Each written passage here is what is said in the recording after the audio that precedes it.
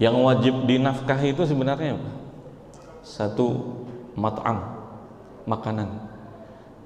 Tapi apakah makanan itu harus makanan yang mahal? Enggak. Makanan yang cukup dan semampu apa yang bisa diberikan oleh suaminya. Bahasa semampu yang dia bisa, itu harus ditekankan.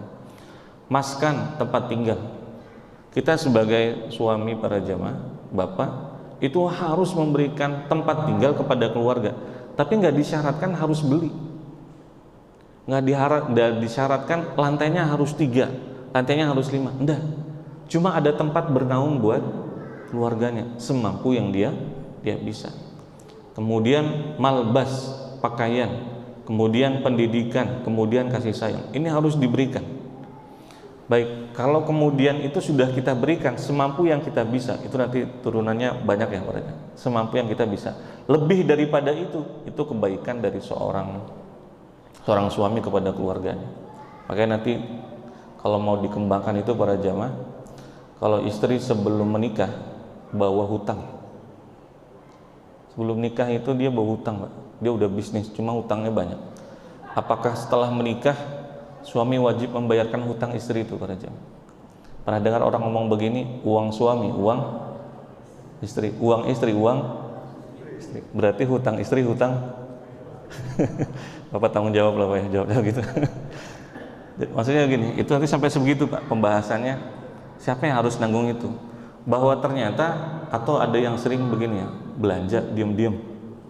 Kita sudah penuhi semua kewajibannya, makannya, pendidikannya, tempat tinggalnya buat istri dan anak, tapi ternyata tetap belanja diam-diam, beli belanja online banyak-banyak, akhirnya ngutang. Apakah suami wajib bayar dengan hutang itu para jamaah? Kalau kita sekarang jawabnya, oh iya. Tapi kalau bicara dengan konsep nafkah apa? Kita cuma wajib memberikan apa yang wajib kita berikan. Apalagi belanjanya itu nggak pakai izin, sampai segitunya. Baik, kembali ke yang tadi. Maka kita lihat dari skala prioritasnya. Kira-kira sekarang begini, kalau di rumah nggak pakai AC, orangnya masih hidup nggak para jamaah? Masih hidup ya? Masih hidup. Nanti kalau kemudian kulkas, ini sama-sama. Kalau bicara kaidah umumnya, kita harus menafkahi istri, Pak. Istri. Ada kemampuan, nafkahi orang tua. Kita wajib menafkahi istri, satu skala prioritasnya. Ada kemampuan lagi lebih, bahasa mampu itu hari itu kita mampu untuk belikan nasi, kasih tempat tinggal, kasih pendidikan, untuk di hari itu masih ada sisanya kita berikan kepada orang tua. Baik, itu bahasa umumnya. Nanti bahasa skala prioritasnya, kita lihat orang itu kalau nggak pakai AC masih bisa hidup nggak? Di rumah itu hanya pakai, singkat saya Pak, waktu di Balikpapan ini waktu kecil dulu ya, kita tidur di samping jendela aja tuh udah bisa tidur ya, karena nggak terlalu panas. Kalau sekarang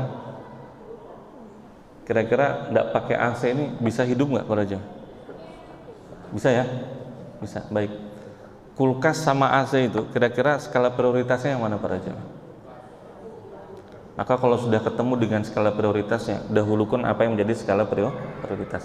Ini Pak teorinya. Kalau prakteknya coba aja.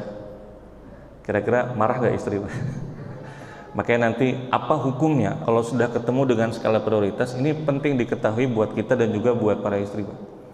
Apa hukumnya nanti kalau ternyata kita sudah memenuhi kewajiban terhadap istri dan keluarga, ada kelebihan yang kita ingin berikan kepada orang tua kita, baik kepada orang tua maupun kepada mertua.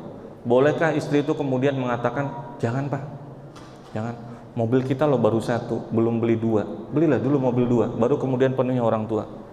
Itu ngomong begitu, dosa nggak para jemaah? Dosa para jemaah. Nah, jadi artinya setelah ketika dia menikah, tetap ada kewajiban yang sama sebelum dia menikah. Dan yang kedua para jamaah, konsep berbagi kepada orang tua itu dari sedikit apa yang kita punya, termasuk kepada istri, ini akan tampak nanti begitu para jamaah. Kita kalau jalan ya, misalnya ada tugas dinas luar kemana gitu, jalan, pasti biasanya ada yang Pak tolong belikan oleh-oleh. Apakah kita bisa membelikan oleh-oleh dengan kualitas yang sama ketika oleh-oleh itu kita belikan buat istri, dan seperti itu juga kita belikan buat orang orang tua. Gampangnya begini para jamaah, kalau kita ingin di masa tua nanti anak-anak kita itu menghormati, menjaga, dan kemudian terus mengayomi kita, itu harus bisa kita lakukan sekarang. Pada saat kita punya orang tua, ayomi, jaga, berikan yang terbaik kepada orang tua. Pada saat kita jalan tugas dinas luar, kasih yang terbaik buat istri, yang terbaik juga kita berikan kepada orang tua. Karena kenapa para jamaah? Hadisnya itu begini bilang, termasuk orang yang dicepatkan ajala itu kama qala Nabi SAW, yang tidak perlu menunggu mati. Di akhirat itu tidak perlu nunggu di sana, tapi di dunia itu sudah dikasih cash, Pak. Cash itu baru kemudian uang mukanya. Di akhirat ya tetap dapat. Apa itu? Durhaka kepada orang tua. Ya termasuk yang tadi, Pak, yang tidak bisa membagi mana kewajiban terhadap istri, mana kewajiban terhadap orang tuanya. Maka kalau ternyata durhaka kepada orang tua, tidak perlu nunggu di akhirat, sudah diberikan dengan balasannya. Maupun mukhalafahnya, pemahaman terbaliknya adalah kalau yang jahat tidak perlu nunggu di akhirat, yang baik sama, tidak perlu nunggu di akhirat. Bapak Ibu coba amalkan saja itu. Kalau orang tuanya masih hidup, mertuanya masih hidup, sebagaimana kita bisa berbagi sebagai bentuk membagi yang wajib, artinya nafkah kepada istri dan anak-anak, maka seperti itu juga kita berikan yang terbaik kepada orang tua. Tidak perlu nunggu di akhirat saja. Di dunia cash kita akan dikasih, bukan dengan niat minta balasan langsung, ya enggak, tapi itu yang ingin dikasih tahu sama Allah buat kita. Kita jaga orang tua kita, Allah yang akan jaga kita. Kita ngasih harta terbaik buat orang tua, Allah akan ngasih rizki terbaik itu buat kita. Kalau ada gaji para jamaah atau ada apa, coba dari sekarang misalnya, sisihkan yang terbaik semampu dari apa yang kita bisa. Kita akan diganti itu nanti sama Allah Subhanahu wa Ta'ala. Kalau sampai tanya ke orang-orang yang tetap misihkan buat orang tua, itu bukan diganti 2 kali lipat, 3 kali lipat, 4 kali lipat, 10 kali lipat. Karena ngitungnya bukan pakai ini lagi, Pak, bukan 1 tambah 1 2, tapi ngitungnya pakai apa, Pak? Pakai iman, Pak.